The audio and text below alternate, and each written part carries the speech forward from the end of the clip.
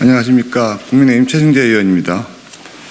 근본 국정감사의 잘못된 부분과 불합리한 간행, 증인 채택의 여러 가지 문제점에 대해서 개선책에 대해서 기자회견을 시작하겠습니다.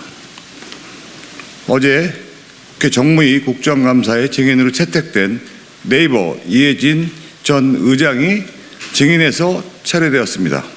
네이버 이해진 증인은 동일 의결을 빌미로 중소상공인들과 자영업자들을 착취해 왔습니다.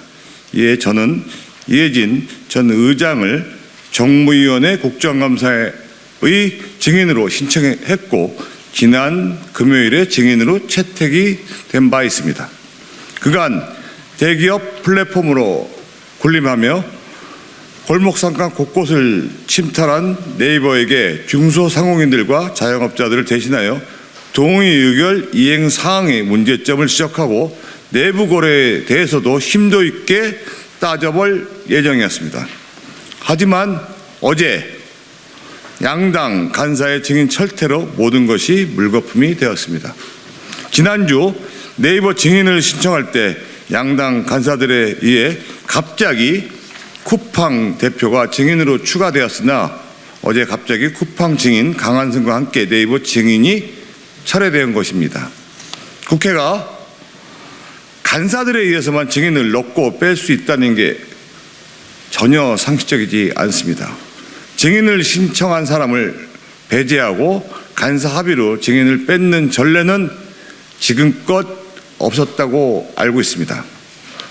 네이버 증인은 쿠팡 증인을 철회하는 용도로 쓰여졌습니다. 이런 게 짬짬이가 아니라면 무엇입니까? 또한 정무위원장은 최초의 네이버 증인을 신청한 것을 포함하여 제가 친정과 함께 증인 채택의 중요성을 정무위 모든 위원들에게 알렸고 위원회에서 증인을 의결할 때도 해당 증인의 요구위원은 본 위원임을 알고 있었고 기술까지 하였습니다. 하지만 증인 신청위원을 간사의 이름으로 신청한 것을 방치하고 철회까지 승인한 것은 심각한 문제이고 의정활동의 방해라고 생각합니다.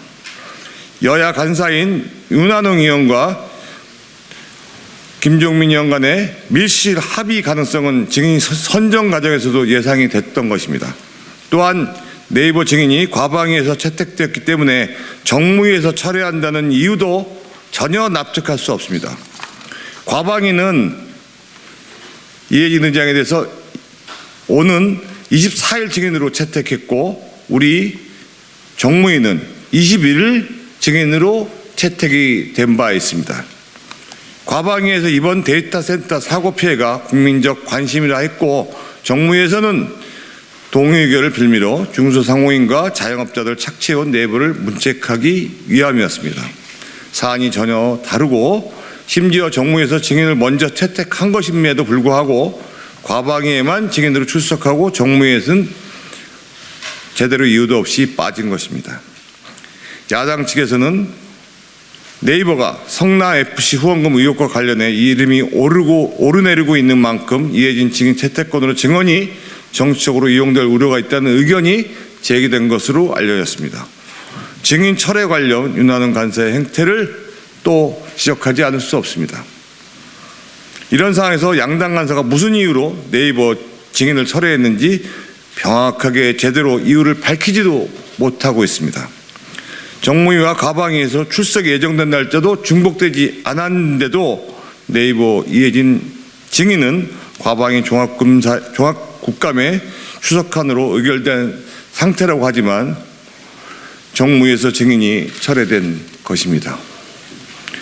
잘 아시다시피 과방위에는 네이버 이해진 의장과 최수연 대표가 함께 출석하게 되어 있습니다. 이번 사태에 대해서는 최수연 대표가 충분히 설명할 수 있었던 분이고 정무위의 동의결 관련된 부분은 당시 동의결 1호 추진 당시에 이해진 의장이 총책임자였고 발언한 바 있기 때문에 반드시 이해진 의장이 나와야 하였던 것입니다. 철회 해명으로 과방의 증인이 겹친다는 내용은 제대로 납득하기 어렵고 크게 잘못됐다고 생각합니다. 중서 상호인들의 어머니 담긴 네이버 증인을 불러 동의교를 악용한 사실을 확인하고 네이버의 내부 거래 문제, 또 정상적인 기업 활동이 아닌 여러 가지 논란, 성남FC의 밀실 거래 등 이런 여러 가지 문제를 따져야 되는데 그러지 못하게 되었습니다. 우리 당 간사는 도대체 네이버와 무슨 꿍꿍이와 거래를 한 건지, 야당 간사의 민원 해결사인지 알 수가 없습니다. 그러한 점들이 이번 국정감사에 밝혀져야 하는데 이것이 여야 간사 밀실 합의로 이루어진 것에 대해서 심각한 유감을 표명합니다. 오늘 정무위 국정감사관 의사진행 발언을 통해 위원장으로부터 정무위 차원에서 동의결 소위위원회 구성에 동의결 살펴보는 방안 등 양당 간사들이 논의해달라고 했습니다. 이런 부분에 바쁜 시일 내에 소위가 구성돼 빠른 시간 내에 소위가 구성돼 그동안 동의결의 문제점들을 하나하나 짚고 본래 취지에 맞게 동의결이 개선되길 바랍니다.